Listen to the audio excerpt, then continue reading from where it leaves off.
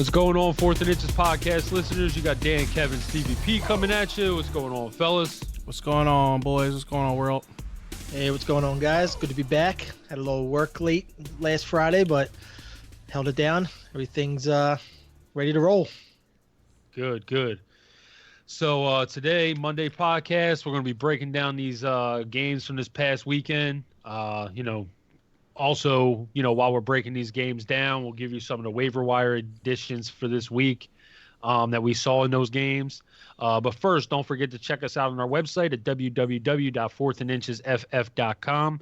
That is www.4thandinchesff.com for a bunch of content. You got articles, blogs, player profiles, rankings, and you can subscribe to our VIP content.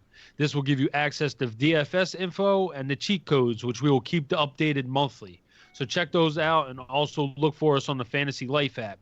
We'll be doing start-sit questions throughout the year. And if you're listening to the podcast, make sure you hit that subscribe button and give us a 5-star rating. And now for the news. Ladies and gentlemen, can I please have your attention? I've just been handed an urgent and horrifying news story. And I need all of you to stop what you're doing and listen. All right, so Cowboys left tackle Tyron Smith suffered a high ankle sprain in Week 4 against the Saints. We know Saquon Barkley also suffered that same injury. They were talking about a 4 to 8 week timetable, so pay attention to that one because that definitely affects the Cowboys offense. Jason Lockton-Fora of CBS Sports reports the Jaguars turned down an offer of 2 first-round picks for Jalen Ramsey. They must be crazy. Although, watching that game yesterday, I think I know why they want to keep Jalen Ramsey. Bears coach Matt Nagy doesn't believe Mitchell Trubisky's shoulder injury will be season-ending. According to ESPN's Adam Schefter, A.J. Green is expected to be out at least through Week 6. So that timetable extended a little bit. According to NFL Network's Ian Rappaport, Redskins coach Jay Gruden has supreme confidence in Colt McCoy and will consider starting him against the Patriots in Week 5. Man. ESPN's Chris Mortensen reports Raiders linebacker Vontaze Burfict is facing a season-long suspension for his illegal hit yesterday. Speaking on the Vikings' recent struggles, Adam Thielen said, "You have to be able to throw the ball." Surprise, surprise. Mitchell Trubisky will undergo further testing on his injured shoulder on Monday. Okay. Panthers coach Ron Rivera said Kyle Allen will start Week 5 against the Jaguars. Devontae Adams did not practice on Monday with that turf toe. Adam Schefter reports TJ Hawkinson will avoid being placed on injured reserve. That's good news. Seahawks coach Pete Carroll said Rashad Penny will be ready to go for Week 4 against the Rams. He was full go in practice today as well. Jets coach Adam Gase confirms Sam Darnold has been cleared for non-contact drills. The MRI that Mitchell Trubisky had today revealed that he had a dislocated left shoulder and a slight labrum tear. Adam Schefter reports Broncos outside linebacker Bradley Chubb has tore his ACL and is out for the year. That is not good news for them. ESPN's Todd Archer reports that Tyron Smith injury isn't supposed to keep him out for a long period of time, so that's good news for the Cowboys. Coach Jay Gruden said he's not sure who will be the Redskins starting quarterback in Week 5. Coach Cliff Kingsbury said that Christian Kirk suffered an ankle injury in Week 4. Josh Allen remains in the concussion protocol. We had a trade today, not a big, huge one, but the Falcons acquired safety Jonathan Cyprien and a 2020 7th-round pick from the Eagles in exchange for linebacker Duke Riley and a 2020 6th-round pick. And Vance McDonald is inactive for Monday night's game against the Bengals. Anything you guys want to touch on there? That is all for the news. Nah. Nothing really relevant to anything, really. Just, anybody that watched that game last night saw the injury to the big guy, and when he rolled over, and that can go any way. You can have a 10-week injury, so they're saying that not too bad. I guess that's good for Cowboys, but Yeah, other than that's just the only, main concern, I guess. Ezekiel Elliott owners, hopefully he's not out for a long time. All right, so we are going to get into the games and, review what we saw. Any waiver wire additions will be thrown into the mix when we break down these games. So Steve started off with the Bills and Patriots. You ain't picking nobody up. Let's start off with that. All right, so in this Bills-Patriots game, all I can tell you is that the Bills' defense is for real. They are serious. They are really, really good. They were hungry in this game. Bro, they got after Tom Brady literally on every play. There was not one play where Tom Brady had more than 3.5 seconds to throw the ball. They were just back there on every passing play. Tom Brady in this game went for 18 for 39. That's under 50%. He hasn't had a under 50% completion percentage since like week 3 of last year, and he was terrible. He had 150 yards. He had an interception in this game, a terrible interception. He threw it to the back of the end zone. Looked like he was trying to get to Julian Edelman. Julian Edelman was he was covered. And Micah Hyde just creeped back there and stole one. But, Sony Michel, he had 17 carries in his game for 63 yards. He had his first carry of the game. He had a 15-yard run.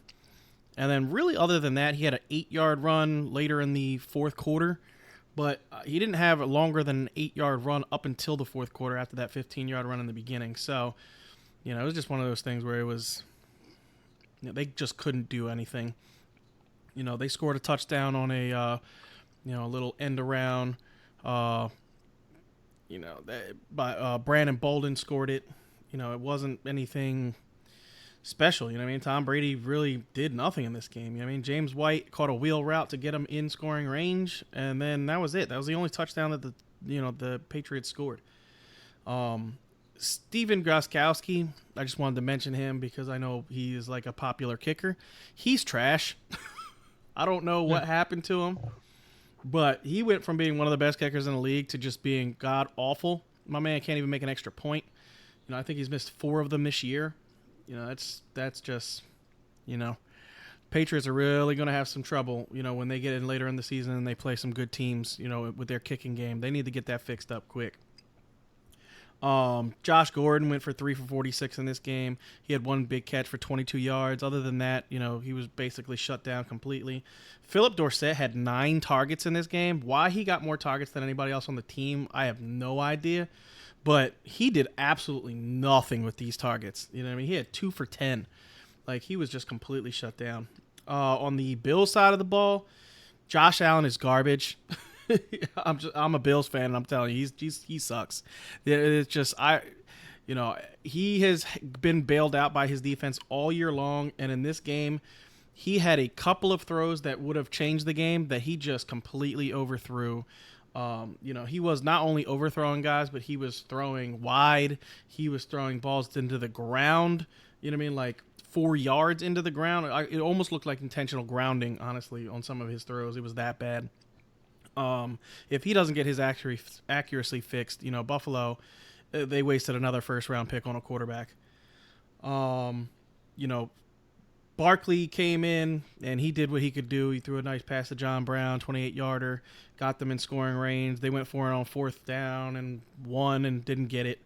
Cole Beasley, like we told you guys, pick him up because he was 7 for 75 in this game. He's just been a guy that has been getting open and has been catching a bunch of balls. You got to pick him up. He is not going to be the 30-point wide receiver, but he's definitely a 10-point every week guy. And you got to get him. John Brown, he was literally shadowed by Stephon Gilmore this entire game. Still had 5 catches for 69 yards. He was getting open. He was, he looked really good. John Brown looks very, very good. And this is one of the best corners in the league that he, had 6 for 69 or 5 for 69 on 6 targets. Frank Gore. Frank Gore, I don't know how the man does it, but he's like 700 years old, still running for 100-yard games, and he looked good. I'm sorry. He really did. He was cutting. He was following blockers. He doesn't have the top end speed that he used to have to break away from the crowd, but he still has elusiveness and shiftiness to be able to, break some runs. And he looked awesome yesterday. This Bills offensive line, I told you guys, is getting better, and they are. Mitch Morris is just an animal. So when Devin Singletary comes back, if he does end up taking the job later on in the year, he is going to be a guy that wins people championships because this offensive line is just getting better and better. TJ Yeldon had, just a couple of runs. I think it was 2 for like 4, but he had 4 catches for 68 yards. He's not really a guy that I would tell you to pick up. In this game, Buffalo was just throwing. They should have ran the ball a little bit more in this game, and they didn't. But, that's about it. Dawson Knox, he looked good again this week. So, if you're hurting at tight end, he is the one person in this game that I would pick up, if you're desperate at tight end. And he's not even an every week starter. He's a guy you pick up, and hopefully he can, become an every week starter. But other than that, that's all I got for this game. You sounded a little frustrated talking about it, Steve. Dude, Bills were in it. They were in this game. We should have won that game. It's plain and simple. We should have won that game. Our defense played much better than the Patriots defense. Literally Josh Allen was throwing interceptions that he was literally just throwing it to the defense. It wasn't because the Patriots defense is better than ours. It's just our quarterback is not Tom Brady. You know what I mean? Like if we had a better quarterback, we win that game by 2 touchdowns. And it's to me, it's not even a question. He just was missing throws and he was throwing interceptions. And Tom Brady had that bad interception, but Josh Allen threw 3 interceptions, and then Barkley threw that interception where he got his arm knocked at the end. So it is what it is. It seemed like Brady knew that the Bills defense was outmatching them this game, and he relied on his defense. He unlike Josh Allen, who tried to make things happen and hurt his team. Brady just sat back, played it smart, and let his defense do what they do and win the game for them. Yep. All right, so Dan, you are up. Your first game is the Chargers-Dolphins, a barn burner. Listen, Every the Dolphins game is a great game. The Dolphins for back-to-back weeks actually were in it in the first half. They had a lead for like 5 minutes. They were winning, and then the second half came around. And then they did the same thing, that Dallas did last week, and they just torched them in the second half. They're just, they try to give effort, but they're just not a good team. They have nobody on this team. That's why we say every week there's no one on this team relevant to even consider, having on your team. Drake, who seemed like he was, by far the most active player. I mean, he in a 1-point PPR league, he had 6, 8. 10 points, and that's probably the most that any Dolphin has had all year. So I mean, they're not fantasy relevant. So I won't even get into their stats because they look the same as every week. 250 yards of total offense, pretty much. Phillip Rivers, second half came out, looked awesome. He looked pretty good the whole game, but the second half he really was firing on all cylinders. Eckler had a very good game, good bounce back game for Eckler. He ran for 18 and 60 yards and a touchdown. Pope picked up the slack for Jackson, who didn't play at all. He was out. Pope got 10 carries for 20 yards, so he wasn't very relevant in the rushing game, but he did have the touchdown on 2 catches. He had 14 yards, but he had the touchdown. So both of the Chargers touchdowns came from their running backs. Eckler had 1 and Pope had 1. Surprisingly, as big as we all were on Allen, he wasn't out there really this week. I mean, he was out there, but he wasn't out there being productive. He only had 5 catches for 48 yards. I guess Miami pretty much tried to take him out of the game and said, we'll let other guys beat us, and which they did because Miami's not going to stop everybody. But yeah, other than that, it's the Dolphins. They have a very, very good shot at going 0-16 this year. They're hard to watch, and even as much effort as they try to give, and they give you a glimmer of hope at some point during the game, then the wave happens, and once that team this week happened to be the Chargers gets on top of that wave, they ride it strong. Yeah, Keenan Allen did have a 71-yard touchdown callback on a bullshit holding call. I'm sorry, but it was not a hold. I don't care what anybody says. But, if he has That's right. that. Yep. He did have that one taken back. And I agree with you 100%. There was no hold there. Even the announcers were saying, he was like, I don't see it, but okay. It was I forgot all about that. But yeah, that was a terrible call. It was a bad call. Yeah. I also just want to take this time to say anything good that I've ever said about Kalen Balaj, completely erase it, because that dude sucks. I literally had 2 for 7. I literally watched that dude drop a pass right in his hands that would have been a touchdown. Like, Josh Rosen has to be going friggin' nuts because I remember, Steve, he's trying. Josh Rosen is trying. Yeah, he's trying. God damn, he is getting no help. Kenyon Drake should literally be on the field 100% of plays, almost like Christian McCaffrey is for the Panthers, because Kalen Balaj is terrible. He is. He's really, really garbage. All right, moving on from the Dolphins. Yeah, moving on. I'm going to go to a team that's just as good, the Washington Redskins and the New York Giants. So the quarterback play in this game was brutal. Okay.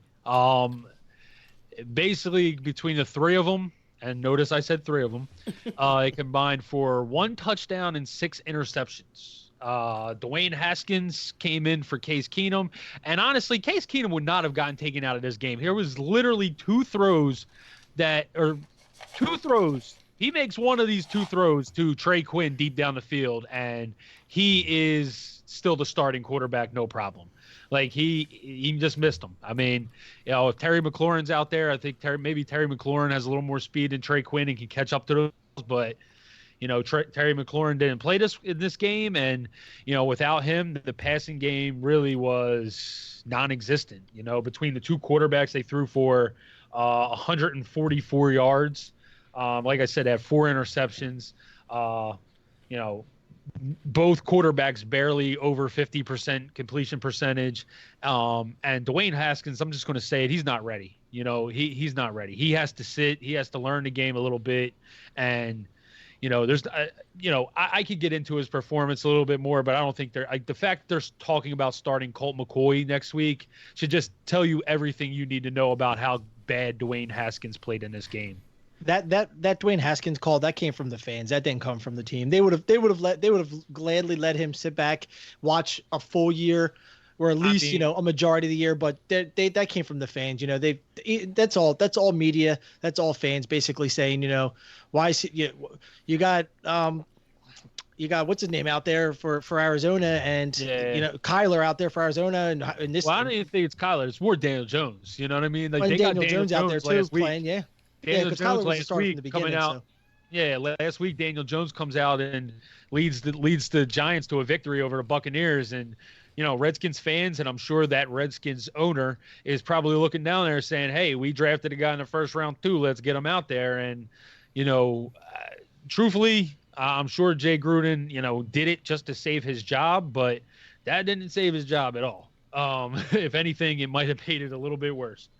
From a run perspective, all right, so let's just go into the Redskins. From a running back perspective, Chris Thompson is literally a PPR starter, and outside of that, I don't think you're really, getting into him. In this game, he did have 4 catches for 56 yards, but only 4 catches for 4 yards. So, he's not really getting you anything in the run game. So if it's not PPR, you can't play him. Adrian Peterson just looks washed. I mean, they're giving this guy the ball, and he's literally 2 yards in a cloud of dust. And part of it is the offensive line, but I seen in this game that there was holes that he could have possibly broke through, and he just was too slow. He just wasn't hitting the hole fast enough. So, better days are behind AP. He looks a little bit washed at this point. Time. Yeah, it catches up to everybody. Terry McLaurin, like I said, did not play.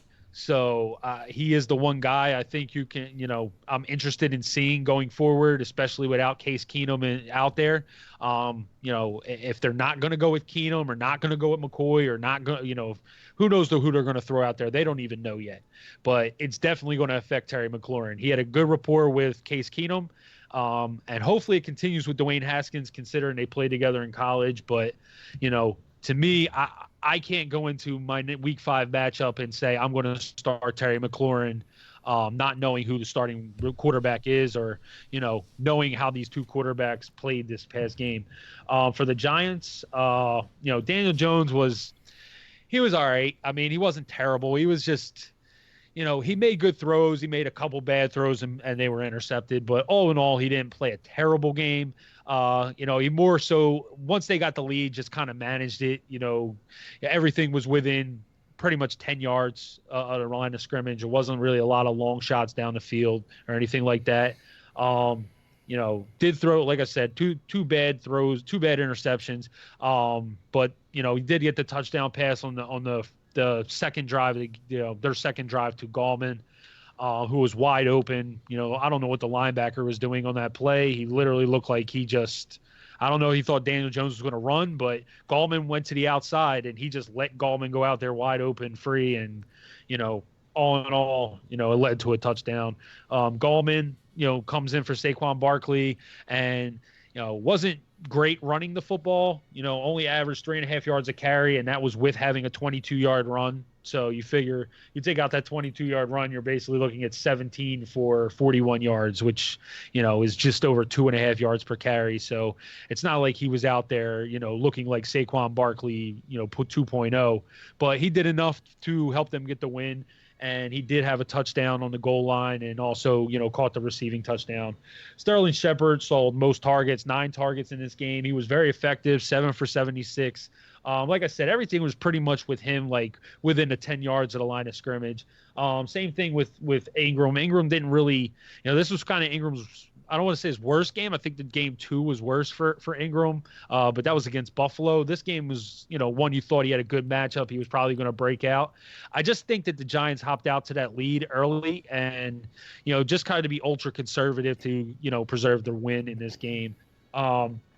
As far as waivers, the only person I will consider picking up or will say is if Golden Tate is on your waiver wire, he comes back next week in week 5, and he is definitely worth a look.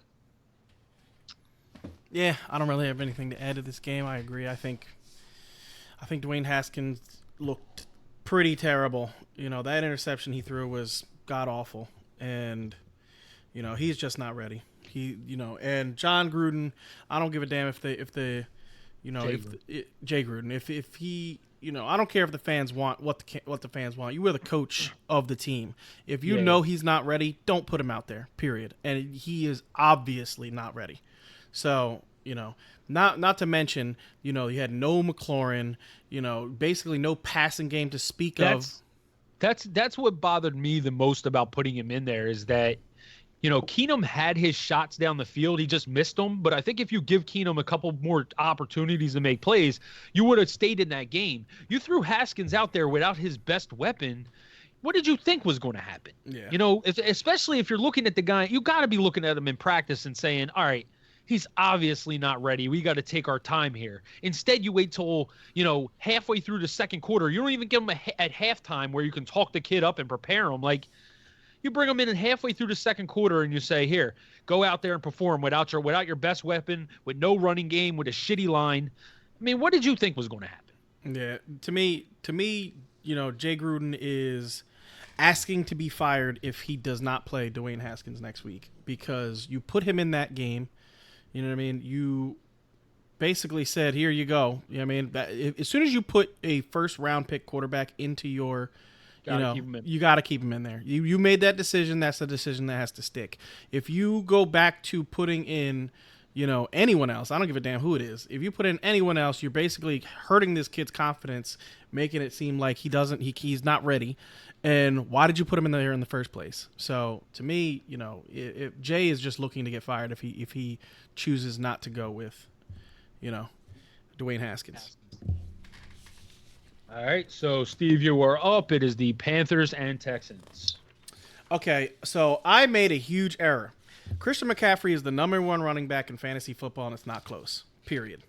End of story. That's it. I miscalculated how. See, and this is what I will say. I was toting Alvin Kamara. And the reason I was toting Alvin Kamara is because I believe that Kamara would be the guy. He is the guy. I don't care what anybody says. Alvin Kamara is the guy. But I did not know Drew Brees was going to get hurt while Alvin Kamara became the guy. Well, I mean, that's the thing. When you're going before the season, you're going before, like, Saquon Barkley was a lot of people's number one, and nobody thought he was going to get hurt, just like nobody thought Drew Brees was going to get hurt. So, I mean, McCaffrey definitely getting 37 touches in a game. Yeah, he's going to probably be the number one running back. Bro, he is being used. I've never seen. Okay, I'm lying. Todd Gurley him. I have seen usage that high. But if he continues on the path that he's at, he's going to have more touches than Larry Johnson did in Larry Johnson's record-breaking year. He's going to have like 450 total touches. He's going to have a 100 reception season again, and he's going to have like 325 touches. And I don't think that's an exaggeration. The dude back-to-back weeks has 25 plus carries. And he's not a big dude, man. No. If he stays healthy, just usage alone, he is going to be the number one running back in fantasy football, period. Anyway, let's get back to the game. Yeah. So, 27 for 93 and a touchdown rushing. He had 10 receptions on 10 targets for 86 yards. Okay? Allen was atrocious in this game. He was just very, very bad. He missed, I know he went, I want to say it was 22 for 32 or something like that, but that was not indicative of what happened. A lot of those were checkdowns to McCaffrey. Obviously, he had 10 targets and 10 catches. The rest of the throws that he missed were like terrible. Yeah, he overthrew Curtis Samuels like 3 times in this game. He overthrew DJ Moore for an easy touchdown. Jarius Wright was the second best wide receiver in this game with 5 catches on 6 targets for 59 yards. But you asked me last week, Kev, if I thought Allen would take Cam's job, and this game just reaffirmed that there is no way in hell that he's taking Cam's job. Period. He's just not as good as Cam on one of Cam's bad days. I mean, last week did you see that interview with Cam or that YouTube channel thing that he has now? No. Like, Cam may not come back for a while. The way he was talking on there, he was almost like, you should see him. He's sitting on there with like a glass of wine and a cigar, and he's like, I just want to be real with you guys. And he's like, he kind of said he rushed back from his injury and he wasn't ready, and then he got the second injury, and he just kind of, the way he sounded like he was very safe or very secure in sitting out for a while. Yeah, content. So like, I don't know how long he's going to be out. Cam's not rushing back this time. I'll tell you that. No, I don't blame him. I think he should have. I don't think he should have rushed back if he felt unhealthy to begin the season. I think they just. I mean, and that's another thing. Ron Rivera, that's another thing that I can't stand about Ron Rivera. Oh, it's not the ankle. It's not the ankle. He's fine. Then next week he's out with the ankle. Like, obviously it's the ankle, bro. Like, we all have eyeballs. We can see that his ankle is not right. Like, he's not throwing off of that foot correctly. Anyway. Yeah, so that's it for the Panthers. Oh yeah, Panthers defense, if they're on your waiver wire, pick them up. They're really good. Yeah, I mean, their passing defense is spectacular. They played phenomenal in this game. Deshaun Watson was hot garbage in this game. He really was. He was, some days you have it and some days you don't. And in this game, Watson did not have it. He overthrew D-Hop in the late in the third quarter for an easy touchdown. He overthrew Will Fuller for, it would have been like a 73-yard touchdown. And it wasn't just a little bit of an overthrow. It was like 3 yards ahead of him. Like, he was very off in this game. He was making just very bad throws. Went 21 for 33 for 160. The rushing touchdown saved him from having less than double-digit fantasy points in this game. He was just off. He was bad in this game. D-Hop, I'm not worried about at all. They're going to get back to, getting him the ball. The one thing I will say is he's probably not going to finish the number one fantasy wide receiver, and it's because he's not getting the target volume that he was getting last year. Last year he was, I believe it was like 33% of the total targets of the team, and this year he's on pace for 23% of the total targets of the team. So just by sheer numbers, he's not going to finish number one. Will Fuller in this game, he had 6 targets, 3 receptions for 23 yards. His numbers look completely different if he catches that 70-yard touchdown. He's basically 100 yards and a touchdown in this game. But like I said, Watson was just very off in this game, so I'm not worried about Fuller either. Kenny Stills left this game with an injury. He came up limping after he made a really good catch on an 11-yard catch. And he just came up injured. Hopefully he's not anything serious, because Kenny Stills just looks to me like he's becoming a guy that Deshaun likes to throw to a lot, and he could end up being, the second highest point total getter on this team in the passing game. Like I said last week when we were talking about the tight ends on this team, you can't trust what happened last week. Aiken getting those 2 touchdowns, that was a fluke. The tight ends on this team, you just can't trust them. You're not going to play them. So with that, Duke Johnson had I think it was a 41-yard run in this game. He caught 2 for 20, 2 for 22. He wasn't really anything special in this game. He had that 41-yard run, and other than that, just a couple of runs for nothing. He's not getting the volume that you want. He shouldn't be rostered. If you're still rostering him, it's time to give up. It's time to call it quits. And that's it for this game.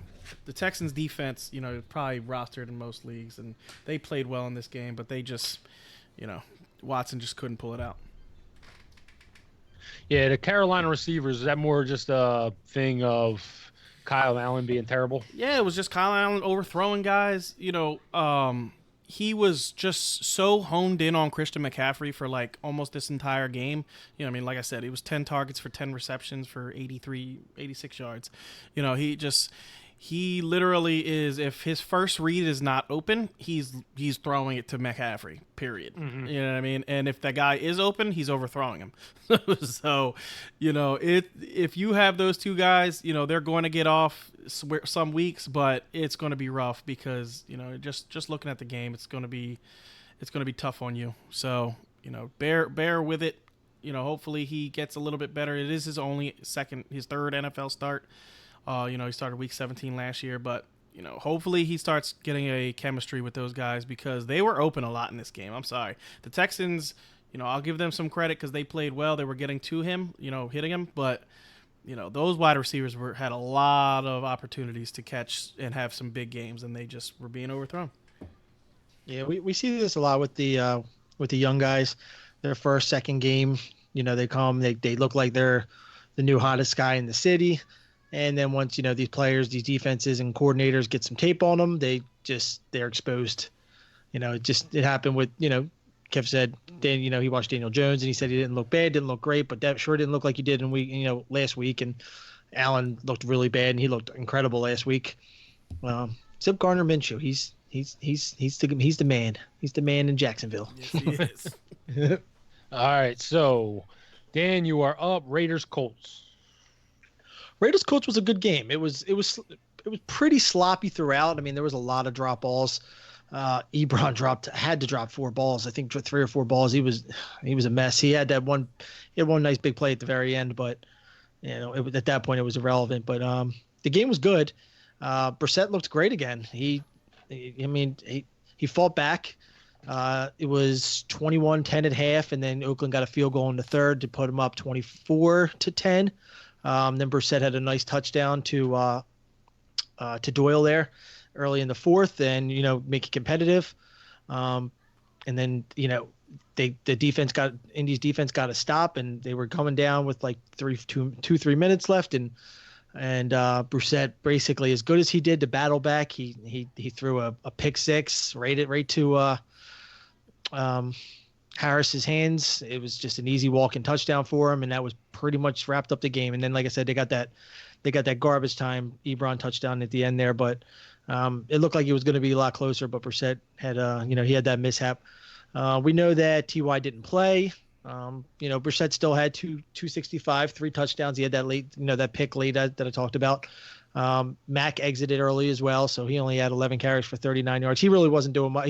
He broke one 18-yarder, but other than that, it seemed like that they knew that without Ty, Gruden was pretty much just not going to let Mack beat them. He said, if Ty is not playing, I'm taking Mack out of this game, and he did. And Brissett tried his damnedest to get the other guys involved. He got both of his tight ends touchdown. Rodgers got a touchdown. Rodgers went for 3 for 48. Pascal went for 4 for 72. So they Indy without Ty did their best, but without Mack they just couldn't establish any kind of run game. On the Oakland side of the ball, Derek Carr, like I said, he started off hot there in the first. Finished 189, two touchdowns. It seemed like they, after they gained that nice little lead there, they just rode Jacobs. He had 17 carries for 79 yards. He added the 2 catches for 29 yards. The play that blew me away was this kid that they just got from Green Bay, Davis. This kid has wheels. I mean, he took a little tiny end around and took it to the house for 60, and Trevor Davis, and then they gave him another play and he ran backwards like 30 yards and then he turned that into a 14-yard positive. I mean, he was electrifying with the ball in his hands. He's been in the league for a few years now and he hasn't really made much of himself, so I guess he's not really relevant. I'm not saying he's a waiver wire pickup or anything. I'm just saying that the couple plays that he had the ball in his hands, they were exciting.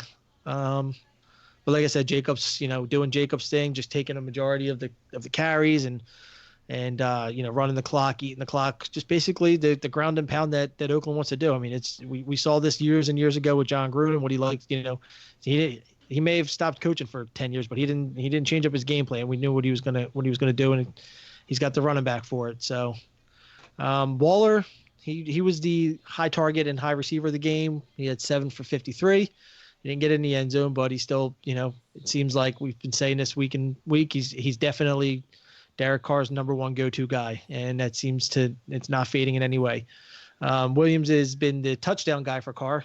He didn't get many yards, only 36 on 3 carries, but he got in the end zone on a nice little stop at the beginning of the end zone there. And like I said, Jacobs had 2 for 29. Hunter Renfrow 2 for 18. So, not a whole lot of more relevant guys. I really don't see anybody. If Waller is, I'm sure Waller is pretty much owned in all leagues now because he's been steadily getting better, but he's definitely the guy that has the best chemistry with Carr. On the Oakland side, a lot of people are probably going to wonder, about Max. So we have to wait and see about Max's injury. There's no updates yet. Who do you get? Do you sign Wilkins or Hines? And as of right now, I'm not rushing to put a waiver claim in any of those guys because if Mack is not missing any time, neither of those guys are going to be very relevant. Mack's still going to be the go-to. He's been really good this year. Yeah, I would pick up Wilkins. Yeah, Wilkins. I would do that because he's not. He's not going to cost you a lot, especially if we don't hear any news before the waiver wires start up tomorrow on Mack. And if Mack ends up not playing, then you have the starting running back for the Colts, which we know they want to run the ball. So I would spend some money on Mack. I wouldn't go crazy, but 5% of your fab, something like that. Yeah, I actually have Mack in our league, and I picked up Jordan Wilkins a couple weeks ago after he had that long run because I thought it was a couple games. He had a couple runs where he looked pretty good, so I thought he could be pretty effective if Mack wound up going out. So yeah, I agree. I would pick up Jordan Wilkins as well. Yeah, Wilkins is definitely going to get the first and second, and then they'll bring Hines in on third down because Hines is over the last couple of years he's definitely shown to be a very good out of the backfield receiver. He had 6. He didn't have any big runs, but he had 6 for 39, and if Mack is out, then he's definitely going to be in there just about every single third down, and he's a really good check down guy too. But they'll use Wilkins more for sure. He is the handcuff for Mack, no doubt.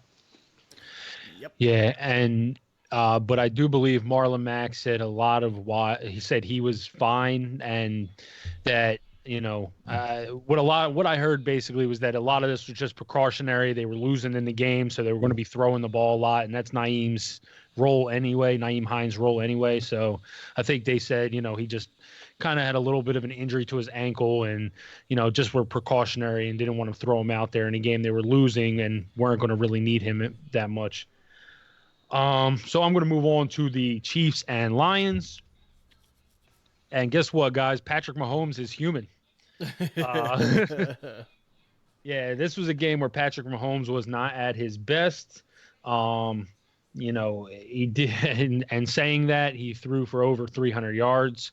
But there was times where he missed receivers in this game and, was overthrowing guys. Demarcus Robinson had 9 targets in this game, and a lot of those plays were just, balls that he wasn't even going to be able to make catches on. But, you're not worried about Mahomes. He was on the road. This is, and to be honest, I think I'm going to start giving Detroit a little more credit for being a pretty good team rather than, being just a team that everybody was going to walk over, because through the first 4 weeks of the season, they've beaten Philly. They pushed Kansas City to the wire. And should have won. And then, and should have beat Arizona in week 1. And, to be honest, Galladay, I'll get to that in a second. But, I think Detroit, is actually a team that is very, very underrated. LaShawn McCoy in this game was, his fantasy numbers are going to make his game look better than what it was. 11 for 56, but 56 of those yards was a 39-yard rush. And then, we had 2 for 33 receiving, but a lot of those receiving yards were that toss back, play where, where Kelsey caught it and tossed it back to him and everything. He did get in the end zone, but, all in all, this was definitely, not the best showing for LaShawn McCoy. Darrell Williams, same thing. He had 8 carries for 13 yards. He did get in the end zone twice. And he also caught 3 for 33. So basically he got almost as many touches as Shady. And to be honest, at the end of the game, Darrell Williams was the one had kind of closing it out. They didn't really have Shady in there in the fourth quarter at all, which was kind of surprising considering a lot of they were trying to still come back in that game. Kelsey was Kelsey, 7 for 85, didn't get into the end zone, but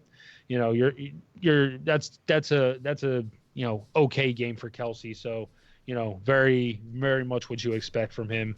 Sammy Watkins in this game could have had so much of a better game. He dropped the ball in the end zone. He fumbled a ball that got punched out. He was getting balls punched out left and right. One was a fumble. One was an incomplete pass in the end zone. It would have been a touchdown. He's just not shown anything since week 1. Every week people have him in their top 20. And every week he fails to put up double-digit fantasy points. And it's, to me, Sammy Watkins to me is a questionable starter at this point because he's just not showing you anything. In this game he had 6 targets. DeMarcus Robinson got more targets. I wouldn't be surprised if, when Tyreek Hill comes back, if Sammy Watkins somehow became the odd man out, because Sammy Watkins over these 3 weeks is the one that is not performing out of the group. Outside of that, Robinson and McCole Hardman, if you started McCole Hardman in this game, you were completely let down. He only had 2 catches for 9 yards. He fumbled the kickoff return or punt return. What was it? I think it was a kickoff return, which, put him in the negative. Unless you're in PPR league, it put him in a negative. So, you just did not get good production from McCole Hardman if you played him. And this, like I said, this was a lot to do with Patrick Mahomes. This wasn't his best game, but, he still went for over 300. From the Lions side of the ball, Matthew Stafford currently is the 8th overall quarterback through the first quarter of the season. I said he would be very serviceable. He was basically top 10 quarterback for the last 3 years before last year when he had a whole lot of shuffle and mixing up. So, to me, Matthew Stafford is still a very playable option at quarterback, and he's playing really well. He had 3 touchdowns, no picks in this game, almost threw for 300 yards. On Johnson, welcome to life. This was a game where on really, he had a great matchup and took advantage of it. Almost ran for 5 yards a carry. Didn't get into the end zone, which you would have wanted to see, but the fact that he was effective and 26 for 125, just reassures you of the confidence that you should have in him, because he's a really good football player and he was running really hard in this game. From the receiving side, Marvin Jones goes 3 for 77 on 5 targets. Kenny Golladay, I mean, he was close to 3 touchdowns. He was close to 1 touchdown. I mean, two of those catches, the one they called incomplete could have been called complete, and the one they called complete could have been called incomplete. I mean, they were both very close plays. He winds up getting 2 touchdowns, 5 for 67, 9 targets on the day for Kenny Golladay. Me and Steve told you the other day, he was a great DFS option because, he was a guy that was due a bounce back and such a good matchup that he was going to have this week. So, yeah, Kenny Golladay definitely, came through if you started him and took our advice in DFS leagues. TJ Hawkinson catches the touchdown, but unfortunately he goes out with the injury. He tried to leapfrog Tyrann Mathieu and just landed on his neck and head. And, he's in a concussion protocol, and, they're saying he's not injury reserve. So I don't know how good of a thing that is. I mean, that just means it's a long-term injury. So, thankfully he's not seriously injured on that play, but, if you have TJ Hawkinson, you're obviously going to need, tight end help. Outside of that, there's nobody really in this game that I think you need to add off waivers. If Darrell Williams is still out there, I would add him. I don't know what happens when Damian Williams comes back. For some reason, I just get the feeling that Andy Reid does not like Damian Williams or is not satisfied with, Damian Williams. Remember, when he sounded frustrated talking about Damian Williams in preseason when he had that hamstring injury, and now he has, a bone bruise or whatever it is with his knee, and, he hasn't practiced in 2 weeks. He seems like a guy that's always going to have an injury bug, and, Andy Reid just probably wants a little more security. So it'll be interesting. Shady. Yeah. And he went out and signed Shady to prove it. So, it'd be interesting to see what happens when Damian Williams comes back, if he takes over for either one of these guys, or, if this is a 3-headed monster or what they decided to do. Yeah, pretty much. Yep. All right. So, Steve, you are up next. Browns and Ravens. Browns and Ravens. This was actually a really fun game to watch. I have not gotten a whole lot of fun games to watch this year, but this one was actually really good. So let's get to the Ravens side of the ball. So with the Ravens, Lamar Jackson did not have a very good game in this game. He went 24 for 34. That was a little bit deceiving. He really was inaccurate in this game. He threw some terrible, terrible passes. He made some good throws in this game, so I can't say he was all bad. You know what I mean? He was good and bad. But he ends his game with 3 touchdowns. He threw 2 interceptions, but both of them were late. You know what I mean? They were trying to come back in the game. He threw one into double coverage to Hollywood Brown, and Hollywood Brown just kind of tried to go up for it, and really basically, the defender made a better play than he did on the ball. Then just took it away. He did have 9 rushes for 66 yards in this game. He is just by far the best running quarterback in football. It's like, I know we know that, but just watching him run, he could be an NFL running back. He really could. He has that ability. He is that kind of runner. He, is, really quick, to the outside. He makes guys miss. He has really good vision. You know what I mean? He'll make a move, and you think he's going out of bounds, and he cuts it back upfield. He's just a lot of fun to watch. Even in games that they're losing, and he's trying to come back, he's just a guy that I really enjoy watching. Mark Ingram, I actually basically called his stats to a T the other night. I said he would have 70 and possibly a touch, probably not going to score a touchdown, and that's basically exactly what he had. but it's a little deceiving because he had 12 carries for 71 yards. He had 2 long runs in this game, and the rest of them were 3-4 yard gainers. It is like insanely rare to watch him get tackled in the backfield because he's a load, man.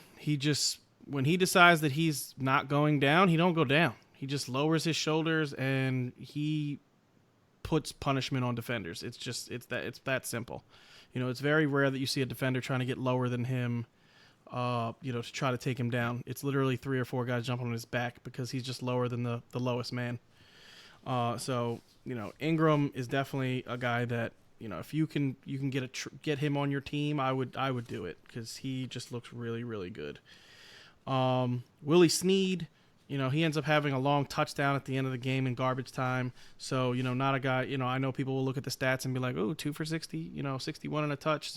No, don't do it. He literally caught a crossing route that he cut up field and there was no one in the vicinity. He just kind of outran the safety that was also being blocked. And as soon as he did that, it was a touchdown. It was like a 43-yard touchdown. So he ends his day 2 for 61. And Mark Andrews saves his day with a touchdown. Literally, the safety bit on a crossing route in the end zone, and Andrews became wide open in the back of the end zone. Just a little lofter from Lamar Jackson to score the touchdown. So, Andrews saves his day, but he's definitely not a guy I'm scared of. Rest of season, he just seems to be the red zone guy, and he's going to catch passes all year long. Hollywood Brown had a not good game in this game. It was a little bit his fault, a little bit Lamar's fault. He had one run or one catch that he was going, and he just stopped running, and it kind of floated over his head. Had he been running, he might have caught that. But other than that, it was 4 for 22. Nothing really special, going on there. And the Baltimore Ravens defense, they're not good. Marlon Humphreys is very good, but the rest of the team is not as good as we thought when we watched them the first couple of weeks of the season. Well, first 2 weeks of the season. Watching them now, they're giving up running plays. They are getting in the backfield, so they're putting pressure on teams. But their linebacking core, you can clearly see the loss of CJ Mosley. Yeah, CJ Mosley is really hurting this team. Yeah, it's really hurting this team. They're struggling in the linebacking core, and the corners other than Marlon Humphrey are just not good. They're bad. That's all there is to it. So on the other side of the ball, Baker Mayfield ends up having his best game of the season. He goes 20 for 30 for 342 yards and a TD and an interception. The 342 is a little bit misleading. Really, Jarvis Landry has a 47-yard run where literally he catches a screen, gets some good blocking, starts going upfield, gets like shoestring tackled, and he 65 yards. And he fell for 40 of it. Yeah, he literally was tripping over himself the entire time he's running downfield. Like, I was just waiting for somebody to grab him and help him up to his feet because he literally had blockers running with him. So somebody could have just like grabbed the back of his jersey and like stood him up because he was just literally like he looked like a child learning how to run for the first time. Just head way out in front of his body and his legs just trying to figure out how to catch up. For about 40 of those yards. So yeah, it was funny to watch, but he ends up leaving this game with a concussion at the end. He had 10 targets for 8 catches and 167 yards. Like Dan just said, 65-yard catch. He had a couple of 10-yard, 12-yard catches. He had another 27-yard catch. So he was just very, very highly used in this game. I know a lot of people are looking at OBJ and thinking like, what the hell happened? OBJ got targeted 7 times in this game. It's not like he wasn't targeted. He was targeted 7 times in this game. He caught 2 of them for 20 yards, and literally they were both in the fourth quarter. Going into the fourth quarter, he had no catches. He had 5 targets, no catches. Marlon Humphreys is good. That's all I can say. He's a good player, and OBJ had a tough time getting open. He started throwing punches in this game because he was frustrated. Marlon did a good job against him, and they were kind of bracketing on third downs. Whenever third down would come up, the safety would move closer, and they would bracket him. So he had a tough time. Ricky Choked Seals. his ass out too. Yeah, yeah, he did. Yeah, he did on the ground. Ricky Seals-Jones, a name that I know everybody knows, ended up with 3 for 82 in this game and a touchdown. Ricky Seals-Jones actually looked pretty good in this game, I have to say. I mean? I know I was toting Demetrius Harris a couple weeks ago, telling you guys, Baker likes to throw to the tight end, so maybe you want to, check him out. But, Ricky Seals-Jones, he only had 4 targets in this game. He caught 3 of them for 82 and a touch. But the one touchdown, he was wide open. Like, he was literally, there was nobody within 10 yards of him. He caught it up the right sideline, just ran up the sideline, gets a touchdown. But, he looks fast. And if they're going to use him as the number 1 tight end, then, maybe a guy that you could pick up and play on the bye weeks. Nick Chubb. I saved Nick Chubb for last because Nick Chubb might be the best young running back in football. Other than, obviously, Christian McCaffrey and Kamara. But, like, second-year guys, out of the rookies and second-year guys, Nick Chubb is probably the best. We haven't seen Geis because he just hasn't been there. And, we know Saquon is just a generational talent. So, other than those 2 guys, he is just much better than everyone else. He has very good vision. Like, his vision is, second to none. He can see, he sees holes. He has cut. He made a couple of plays where he cut back where there was nothing, and he ended up getting yards. The 88-yard touchdown run that he had was literally he just showed off his speed there because he outran everyone. There was corners trying to catch him. There were safeties trying to catch him. Just nobody could even come close. My man just put on the Jets and he was out. I love Chubb. I have him in a couple of leagues. I, definitely was very high on him. At the end of the preseason, I had him at my number 5 running back. And watching this game made me feel a whole lot better about putting him there because I don't care. I don't care when this guy comes back, Kareem Hunt. It doesn't matter. If Chubb continues to play the way he's playing, Kareem Hunt is just going to be a backup. He's going to be the guy that relieves him when he's tired and, maybe catches some balls. But, Nick Chubb looks great. And when it gets closer to week 8 and people start getting nervous about, Hunt coming back, I would trade for him. I would immediately go on the to that team and be like, hey, Hunt's coming back. I'll give you this, and that for Chubb and go get him because he just looks like an animal. Yeah, nothing really to add to that game. Dan, you? Nah, Steve did a good job. Very thorough. All right, so your next game is the Bucks and Rams. Before I get into I think this one hit the over. Yeah, a little bit. Get into the detail, the very, very big detail in this game. I hated this game because Chris Godwin did not practice this entire week. I think he had a quarter. This whole game just screwed you, Dan. Yeah, it did. and I took the Rams in my survivor pool. So Chris Godwin's not practicing all week up until Saturday. He's questionable, doubtful, and they come out and they say that he is going to give it a go and play. I bench him. I'm like, if he's gonna give it a go, I mean, he might go out there for 2 plays and not feel good, and then just be like, I'm done, boom, and then I lost a roster spot. Plus, he's going up against Peters and Talib, and we saw what those 2 did to Odell and Landry last week. They completely shut him down. So I'm like, this whole thing's got chaos written all over it. Well, thank you, Chris Godwin, for putting up 12 receptions, 172 yards, and 2 touchdowns.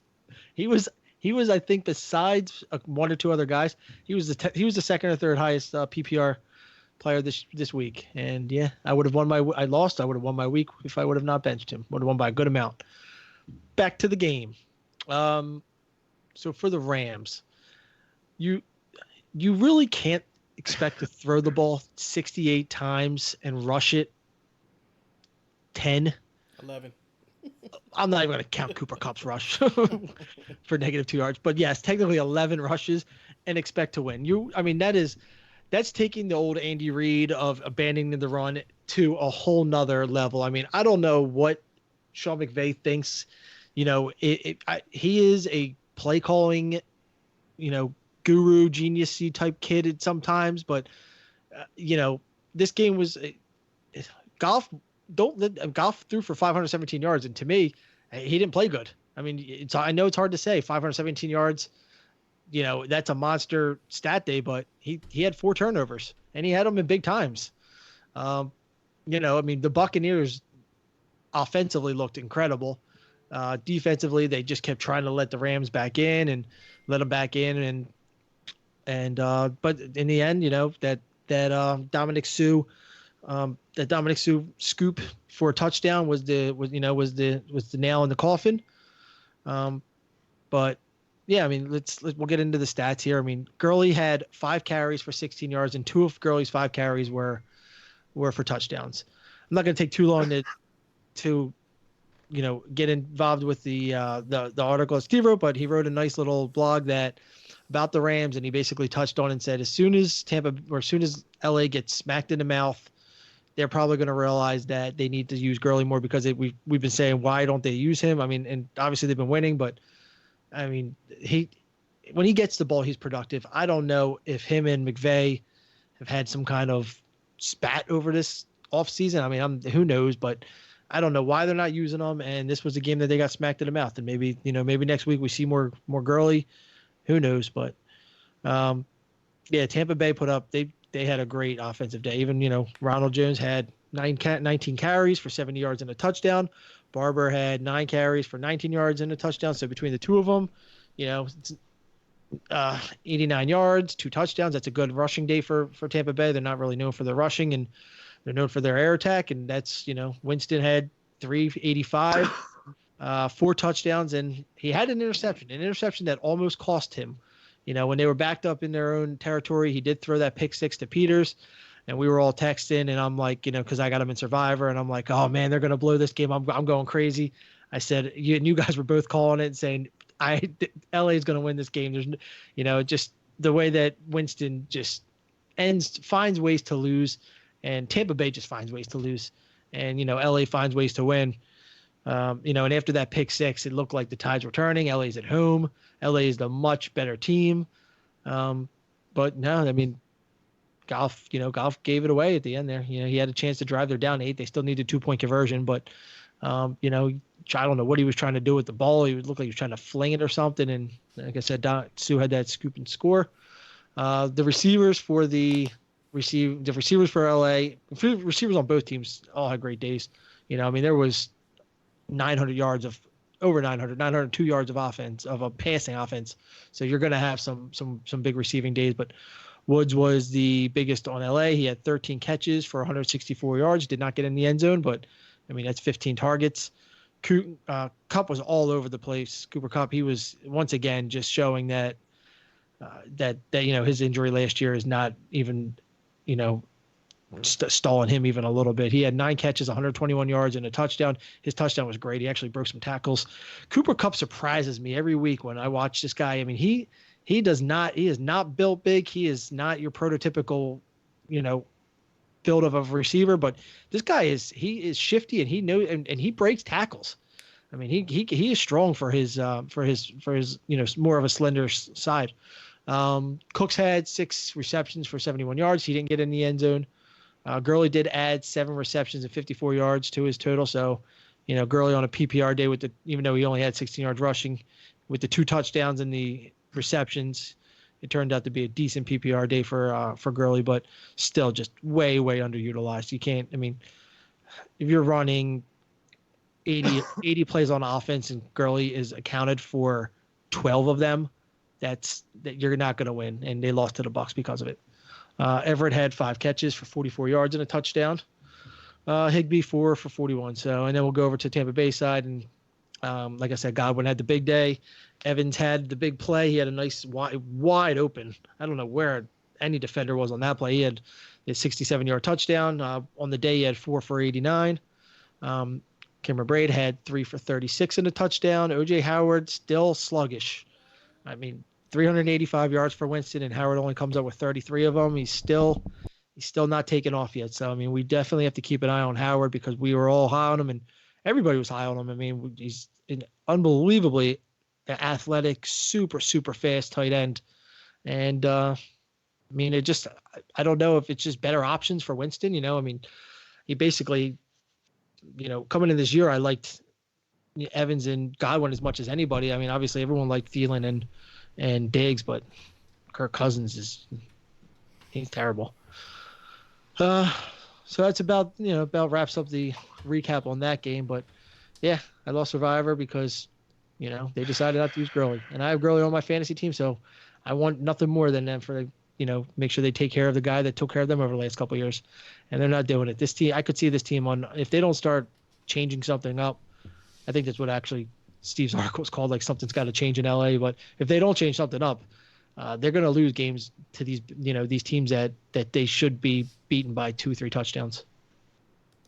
Yeah, I agree. I think the Rams, it's what I said last week in the blog that Dan was talking about. I think McVay, I think Kev is a little bit right when he's talking about what the Patriots did, because what I have noticed with the Rams is that they're not loading the box, but they're putting 6 men on the line to try to cover up every gap. And as they're doing that, they're forcing everything inside. And because they're forcing everything inside, their center and offensive guard are, to Nate Boom and the other guy, I can't remember his name, but they are struggling. They're struggling to move anyone out of that, middle of that line. And Gurley is just running into stacked boxes. So, it is what it is. It's going to be rough until Sean McVay shows us the mastermind that everybody has toted him to be, way of getting out of this. If you're a good offensive coordinator, you can figure this out. And he's going to have to figure this out, or else, this team is not going back to a Super Bowl. They might not even go back to the playoffs if they continue to play the way they played last week.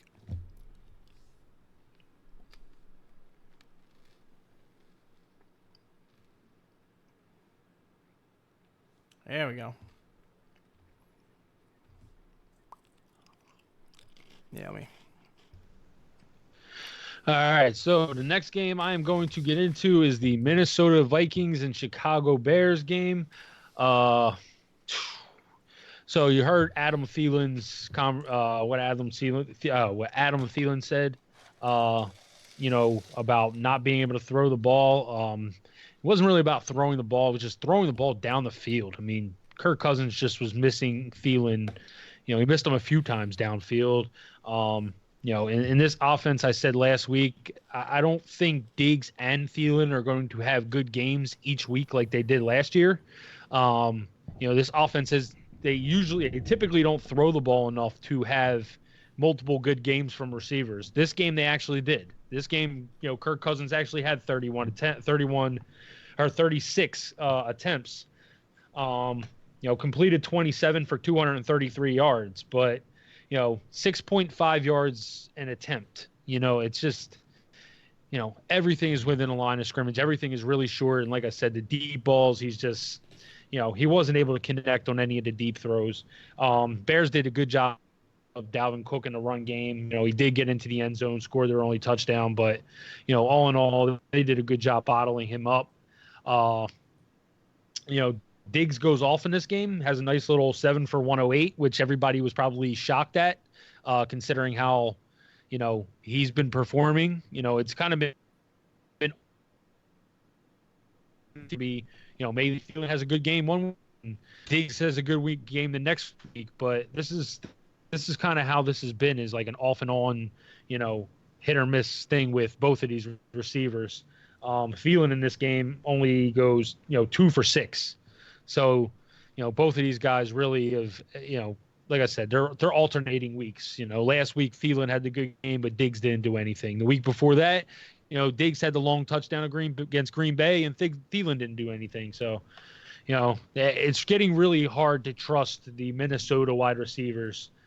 From the Bears side of the ball, Trubisky goes out and Chase Daniel comes in and actually kind of, I don't want to say sparks them, but he definitely looked a lot better than what Trubisky has been doing.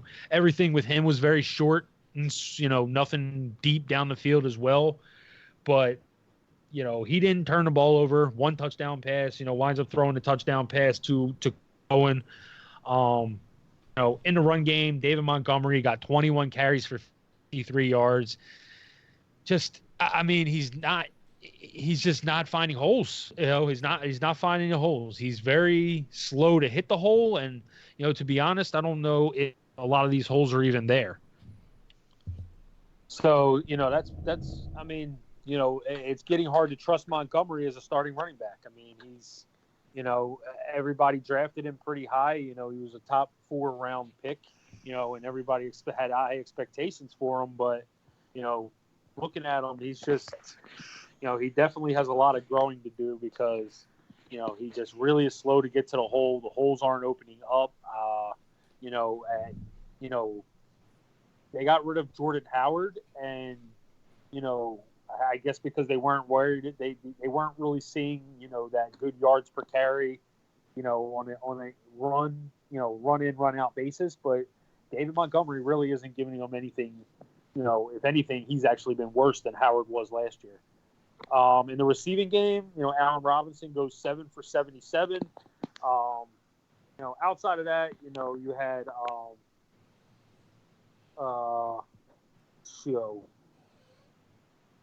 you had Javon Wims catch 4 for 56 on his 5 targets, but I don't think Javon Wims is somebody you're going to be adding.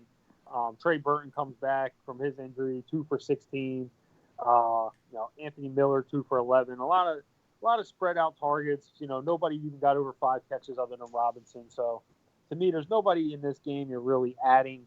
I mean, I'm not excited about Chase Daniel, even if I needed a quarterback. So, to me, this is a game where I'm probably not, really worried about, waiver wire additions. Yeah, I agree. All right. So up next game is the Titans and Falcons. Steve, take it away. All right. So this game was extremely boring. Like, it had a couple of good plays in it, but to watch the game, it was just torture. Matt Ryan, had most of his yards in the second half in garbage time. Julio didn't really do anything. Devontae Freeman got lucky with 8 catches for 72 yards. If he doesn't have that, in the garbage time, then, Freeman just literally laid an egg. He did nothing. 12 for 28. He had 5 of his 8 catches in the, end of the third and fourth quarter. He was just, bad. Freeman, I said in the beginning of the season, he made me super nervous. I just didn't want anything to do with him, and I'm happy I stuck with my gut and didn't take him, anywhere, because he has just been, terror horrible. Mohamed Sanu had another pretty good game, 9 receptions on 12 targets for 91 yards. Calvin Ridley, another guy that we talked about the other day, Kev. You had him as a wide receiver 3. I had him, I think, same thing. And we basically said, start him only if you absolutely need to. And we were right. He had 6 targets, 3 catches for 36 yards. He just was not good in this game. Matt Ryan wasn't good in this game. Matt Ryan just didn't look comfortable ever in this game. He constantly had pressure in his face. 397 yards. Normally when you hear that from a quarterback, you're like, yeah, hell yeah, that's nice. But no touchdowns, no interceptions, just not a good game. Austin Hooper, I said in the beginning of the season, definitely if you need a tight end, wait and take Austin Hooper. And anybody who listened to me, that has been paying off. He had 9 receptions, 11 targets, 130 yards. He was by far the best receiver, on the Falcons, team. And, if he's going to keep getting targeted in tough games, which it looks like they're going to be in a whole lot of tough games, Austin Hooper is going to be one of the better tight ends in fantasy football this year. Ito Smith, I know a lot of people see that he got the touchdown, but he had 2 carries on the game. He had 11 yards and he had that touchdown run, which was a 3-yard run. 2 catches for 20 yards in garbage time. He didn't get those until I think Third quarter, he caught one for like 6, and then he caught a 14-yard pass, in the fourth. Just not a good game by the Falcons. The Titans defense, once again showed up for real. They looked very good. They basically bracketed Julio all game, made sure he didn't hurt them. And one thing I must say, Jackson, Diori Jackson, or however you say it, Adoree Jackson, has gotten much better from what he was last year. Last year, he was just, the guy that you targeted every week with a number one wide receiver, and he just looks much better this year. Marcus Mariota, I know a lot of people are going to be like, oh, yeah, he had 3 touchdown game, 227, no interceptions, but he just didn't look good in this game, honestly. He got very lucky with an A.J. Brown, catch and run. A.J. had a slant pattern in the middle of the field. He catches it, starts breaking right, completely puts the brakes on. Everybody keeps going right, and he turns left and just outruns everybody. AJ was my second favorite wide receiver coming out of this draft, and he is showing why. He just is an animal. He later on in the game, he catches an 8-yard touchdown, just mossed the hell out of who's the Falcons corner first? Desmond best corner, Trufant. Desmond Trufant. He just literally mossed him. He starts running up the field on a fade, and he, perfectly legal, gives him a little bit of shoulder, and jumps up and just, back turn to the ball, catches it. It was beautiful, a thing of beauty. He had 3 targets, 3 receptions in this game for 94 yards and 2 touchdowns. The one touchdown that I said he cut back was a 55-yarder, so that really made his day. But then he catches the 8-yarder, which was great. Corey Davis actually is alive, y'all. He's not dead. The dude had 6 targets and 5 catches for 91 yards and a touchdown. On the touchdown, he basically it was an out route. He ran an out route, caught the ball. The defender tried to swipe at the ball but missed. And as soon as the defender missed, he just turned upfield and scores a touchdown up the left sideline. He had another pretty catch in the third quarter. He was running up, was a stop and go. Turns back, the ball's right there, like perfectly placed. Mariota did have some good throws in this game. He just, the yardage totals look a lot better than they really were. It was a lot of yards after the catch. And then last but not least, Derrick Henry in this game. In the first half, he really didn't do much. I want to say he had like 26 yards rushing in the first half. And then in the second half, they said, we're winning here. And they just started giving him the ball and feeding him the ball and feeding him the ball, and he did what Henry does. He was bowling over guys and just getting 6, 7, 8 yard gains at the end of the game just to run out the clock. So Derrick Henry is definitely a guy that especially when they're ahead, he is just a guy that I want on my fantasy team. So and he is well on his way to 300.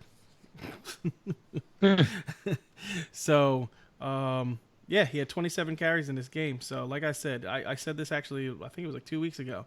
He's basically been 18, 19 touches a game, and he hasn't had that game where he has 27, 30 touches. And this was one of those games. He's going to have 3 or 4 of these games, this year. They're going to get up in games, and they're just going to give him the rock a bunch of times. So, Henry's definitely a guy I like. And the Titans defense, they, like I said, they've been very, very good this year. And if you have them, you're going to keep them. I believe they're on bye next week, though, so good luck with that. I agree. I'm starting to probably have to eat some crow on Derrick Henry. It's a long season. It ain't over yet. It's a long season. There's a long way to go, but, he definitely – I have him in our league, and I've been telling you guys, like, I hope Steve's right, because the more he touches the ball, the better it is for me. All right, so I'm going to skip over you, Dan. I'm going to get into the next game, which is the Jaguars and Broncos. This was a fun game to watch, honestly. The reason I say that, Gardner Minshew was not great in this game. He was good when he had to be. A lot of people, all they kept talking about was Minshew magic. And I mean, come on now. I hate when they take somebody else's, like the Fitz Magic thing, and now they try to use it for somebody else's nickname. Like, don't do that. Like, just you know, you want to call him Uncle Rico, call him Uncle Rico. It's a better name because it's his personal name. But Uncle Rico, that's hilarious. But in this game, like I said, he wasn't great. He was good enough. He has 19 to 33 for 213 yards. Does throw 2 touchdowns in the game. This game was about Leonard Fournette. Leonard Fournette was a monster. Thank you very much. Every single play was 7, 8, 9, 10 yards. Like, they could not stop Leonard Fournette. When he's running downhill like this, he's just a freight train coming at you because he's so big and powerful for his, for that position. And he just runs really low to the ground. And he was just running through Broncos in this game. It was one of the best games I've seen from Leonard Fournette by far. In a receiving game, DJ Chark was still getting a ton of the targets. He got 8 targets, only caught 4 of them in the game. D.D. Westbrook saw 6 targets, wound up catching 5 of them in the game. D.D. had more yards at 66, but between the two of them, it was pretty much that was pretty much the only 2 players receiving targets. I mean, everybody else was pretty much 1, 2, 3, or 4. Nobody else in the receiving game is honestly worth owning. Dede, I still think is a worthwhile owner. In PPR, he got 11.6 fantasy points. I think that's a pretty good day for and if he gets into the end zone by chance, it's a really good day.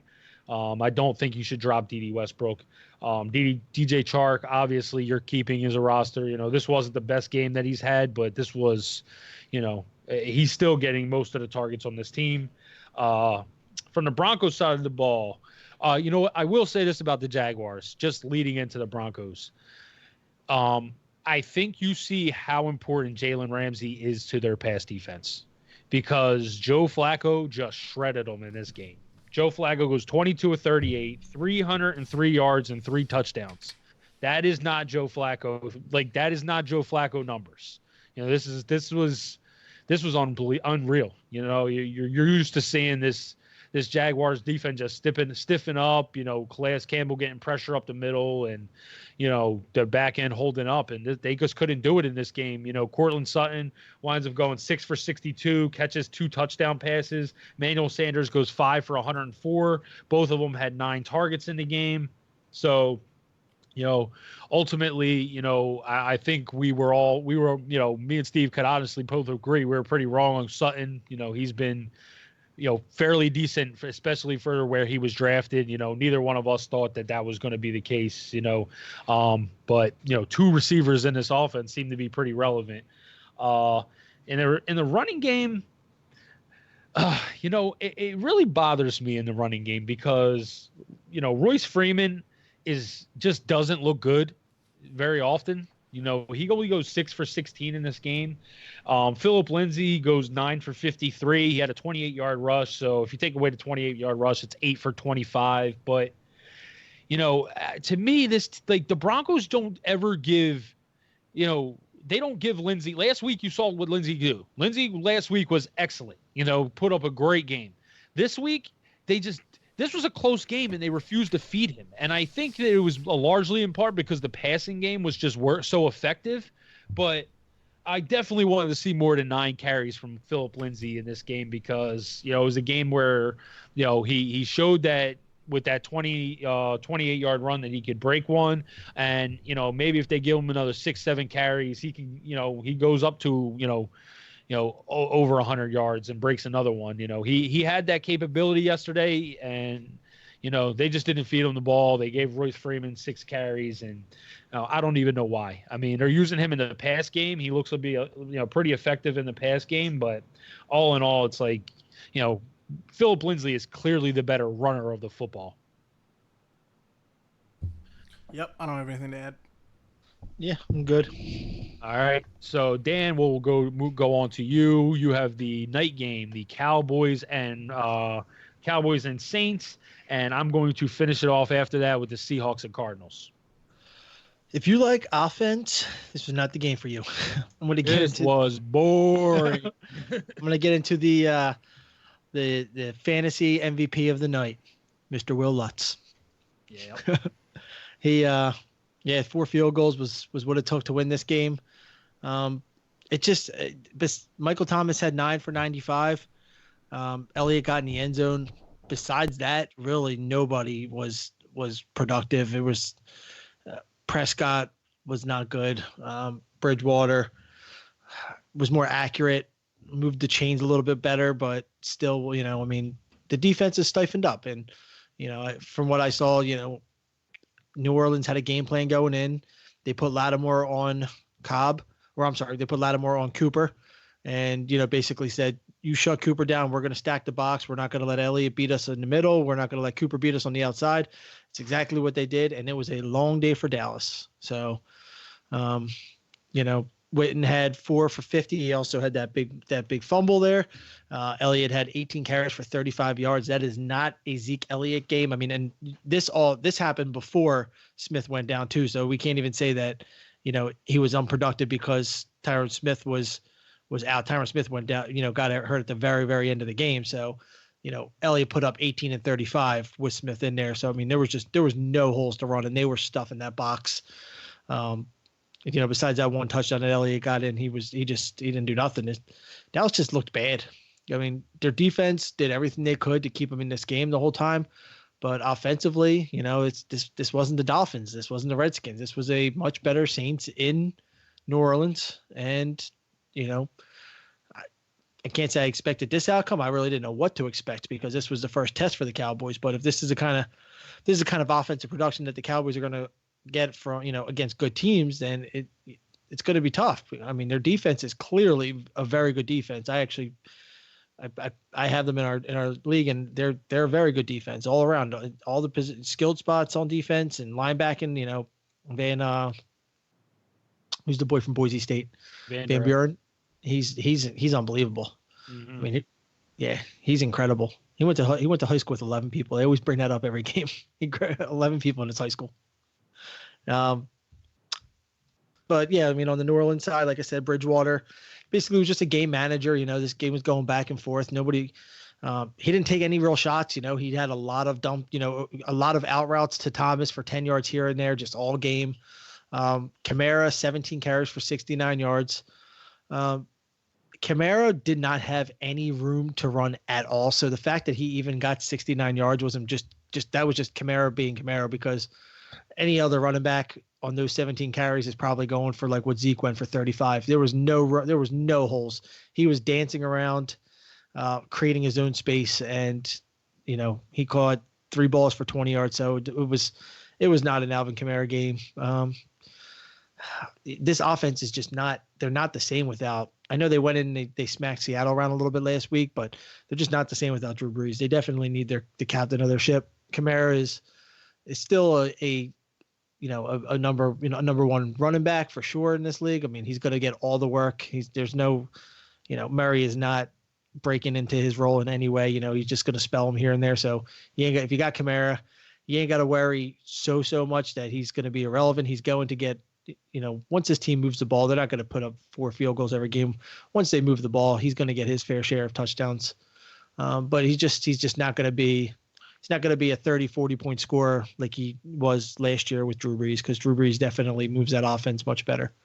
But yeah, I mean, that's basically the recap. The Cowboys lost. As an Eagles fan, I know me and Kev like that, like to always see a loss. But the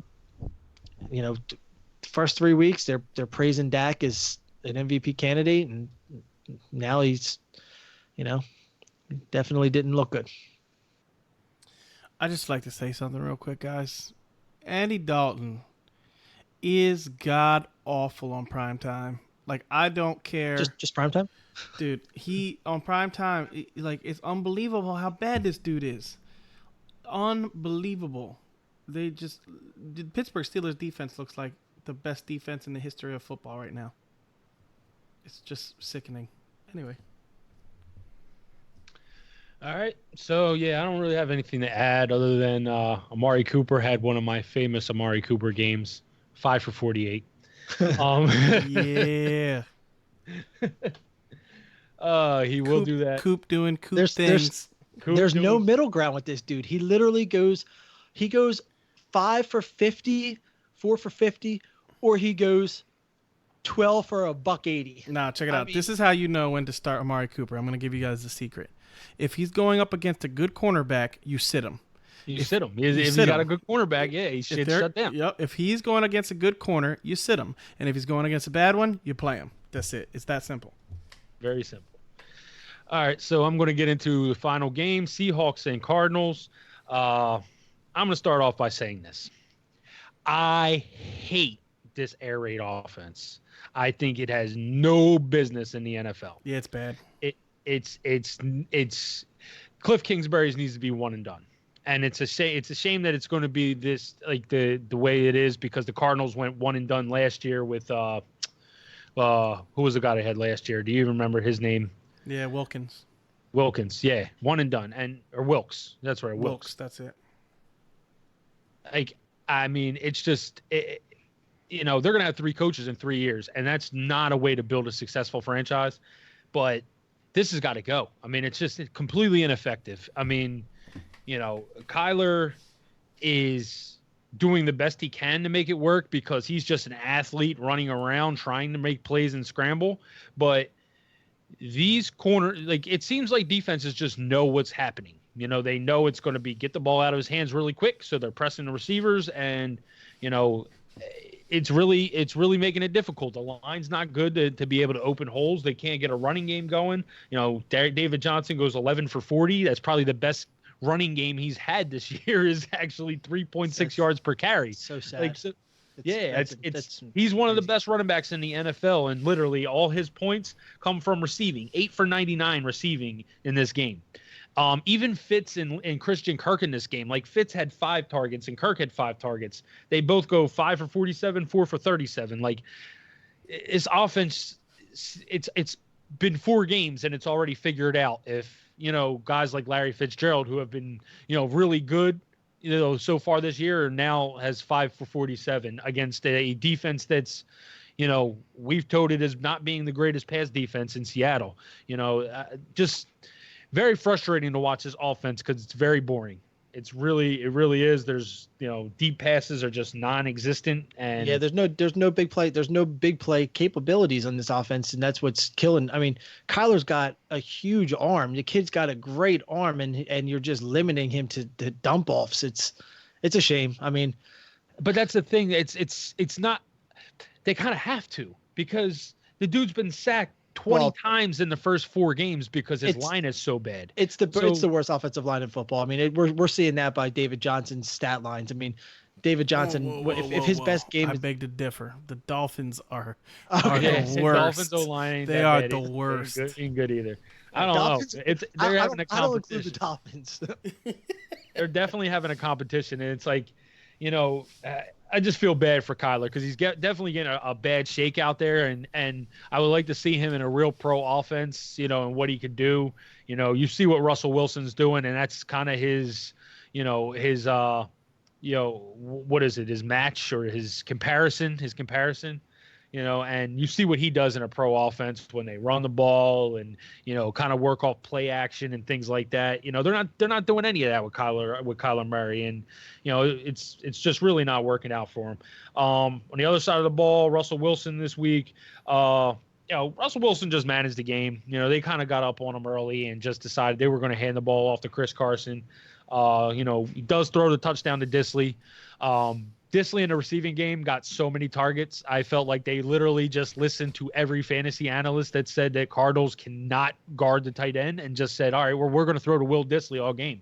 Will Disley gets 8 targets to Tyler Lockett's 4. I mean, that should just show you how much they were targeting the tight end in this. He goes 7 for 57 and a touchdown.